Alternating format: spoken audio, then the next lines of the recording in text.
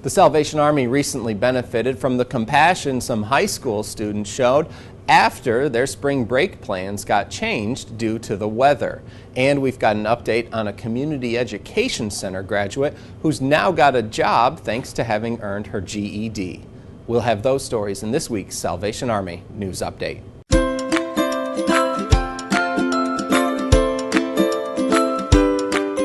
Just recently, some girls from St. Catherine's High School stopped by the Salvation Army on a cold, rainy morning with some 200+ lunches that they had packed for the Salvation Army to distribute to the men, women, and children in our shelter program and recipients of our community feeding program. What made this drop off a little bit different, though, was that this group had had their spring break plans changed. Their plans were originally to go do service projects in a West Virginia mining town, but due to the bad weather, they ended up staying in Richmond and doing service projects and learning about the need in their immediate community. We have to give a big thanks to that group for coming through with as many lunches and meals as they did. They basically provided an extra meal to everyone who we would serve a meal to on that day.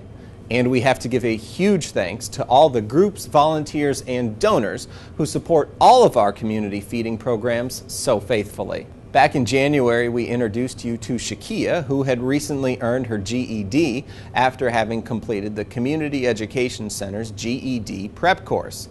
Well, last week I actually got to meet Shakia at her place of work to take some photos of her to feature in our annual report. Shakia is happy to report that she's earned the job because of having her GED. She's also excited to say that she's paying off debt. Her 4 children are doing well, and she was accepted to John Tyler Community College, but is holding off on taking classes because of having recently started the job.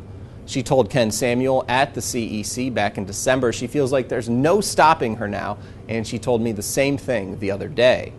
The photos were actually taken by the sharp eye of my friend Hugh Jones, but he did use my camera. As always, thanks for watching. Please remember to share this video on your social networks and subscribe to this channel on YouTube. This has been a Salvation Army News Update.